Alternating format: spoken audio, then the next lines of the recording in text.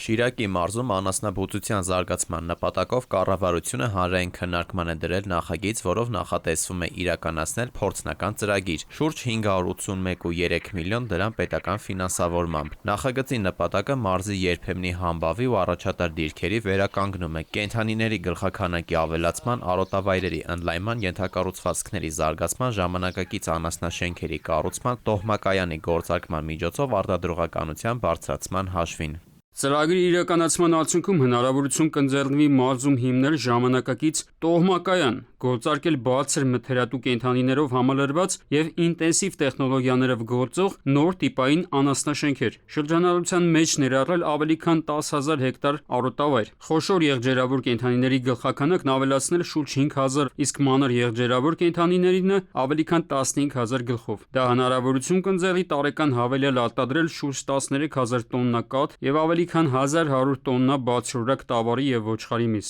Մասնագետները սակայն այն կարծիքին են, թե ծրագրի ընդունումը դեռևս չի նշանակում, որ ոլորտի երկարամյա խնդիրները կլուծվեն։ Գյուղոլորտի փորձագետների համոզմամբ խնդիրը միայն ֆինանսավորման չափը չէ։ Նրանց դիտարկմամբ Շիրակը ունենալով բարեբեր հողեր և ջրային խոշոր պաշարներ, տարիներ շարունակում է բախվել ոռոգման և արդյունավետ գյուղատնտեսության հիմնարար խնդիրների։ Հիմնական պատճառները իհարկե շատ են, բայց գլխավոր խնդիրներից մեկը ջրային ռեսուրսների անմատչելիությունն է։ Այսինքն կան ջրային ռեսուրսներ, մարզում կա Ախուրյանի ջրամբարը, որը երկրում ամենամեծ ջրամբարն է, մեր ջրային ռեսուրսների զարգերակնասիրտն է, բայց հենց մարզը ունի ոռոգման խնդիր։ Հացահատիկի արտադրության մասնագիտացված մարզ է եւ անասնաբուծության։ Այստեղ հացահատիկի ցուցանիշներն էլ վերջին տարիներին որ նայում են, բերքատվության ցածր մակարդակ, մյուս կողմից ֆերմերները պաշտպանված չեն այդ գնային հարցերով։ Փորձագետները միաժամանակ ընդգծում են, որ ցանկացած նոր նախաձեռնությունից առաջ անհրաժեշտ է գնահատել արդեն իրականացված ծրագրերի արդյունավետությունը։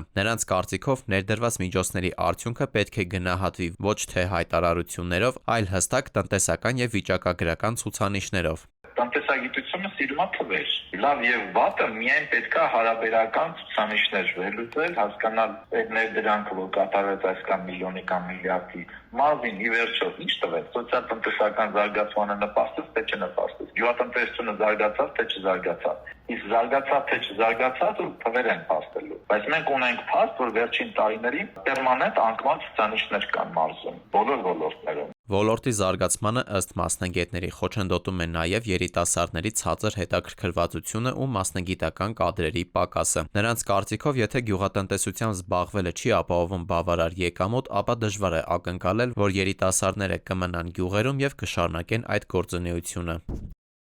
Դավիթ Թադևոսյան, ժամը լրատվական։